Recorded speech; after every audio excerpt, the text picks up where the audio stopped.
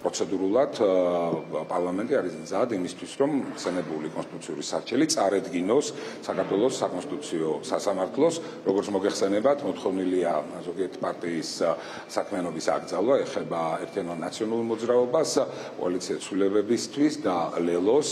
აქვე ვიტყვი, რომ ეს არის უმნიშვნელოვანესი პოლიტიკური პროცესი ჩვენს რეალობაში, ბრძოლის უნარიანი და თავდაცვის უნარიანი დემოკრატიის განსახორციელებლად არის აუცილებელი შესაბამისი პოლიტიკურად დაბინძურებული ველი ამ კრიმინალების, რომლებიც პოლიტიკურ მანტიაში იყვნენ გახვეული, აიწმინდოს ამ გვარი ძალებისგან. იმდენად აბსურდული არის სამართლებრივი არგუმენტები, რომ თუ გახსოვთ საზოგადოებას თუ ახსოვს, რამდენიმე კასკადის ცვლილებების შეტანა დაჭირდა ქართულ ოცნებას კანონმდებლობაში, რომ ამ პროცესამდე მისულიყო. ამ პროცესისგან საქართველოს ფარგლებში, ამ ქართული ოცნების იურისდიქციის ფარგლებში წარმოუდგენელია, რომ რაიმე ობიექტური მართლმსაჯულება შედგეს და რაიმე გაირკვეს, თუმცა ევროსასამართლოს იმედი გვაქვს და ამ პროცესი აუცილებლად ევროსასამართლოში გაგრძელდება.